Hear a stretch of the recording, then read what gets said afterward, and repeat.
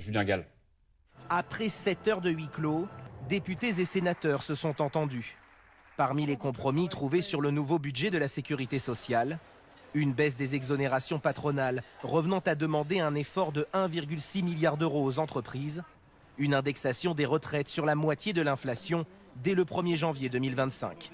C'est un budget qui nous semble équilibré, de responsabilité, en tout cas notre groupe Ensemble pour la République. Fumée blanche du côté de la commission mixte paritaire, mais probable nuage noir pour Michel Barnier. Le texte doit désormais être soumis à l'Assemblée nationale et au Sénat. Les députés se prononceront le lundi 2 décembre.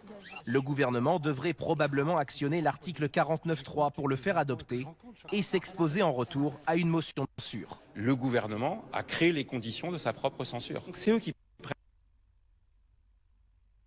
Oui, Les députés RN agitent plus que jamais la menace d'une censure.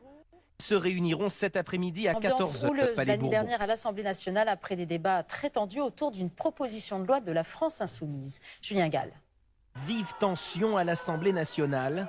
Sur ces images filmées par 2 députés LFI lors d'une suspension de séance, on voit un parlementaire MoDem, Nicolas Turquois, menacer un de ses collègues socialistes avant de s'en prendre à l'insoumis Antoine Léaumont. Et heureusement, Monsieur Fesneau, effectivement que vous étiez là pour retenir le collègue de votre groupe, mais aussi, et je les remercie, que les huissiers sont intervenus pour le faire reculer.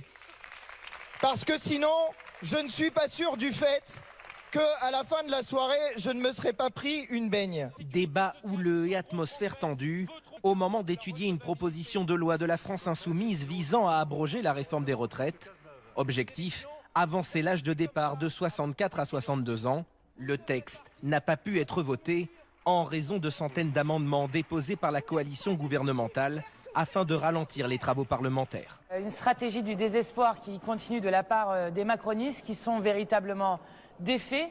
Nous sommes en train de vivre les dernières heures du gouvernement Barnier. Malgré le blocage, les députés insoumis n'ont pas souhaité retirer leur texte et dénoncent un manque de compromis de la part du gouvernement.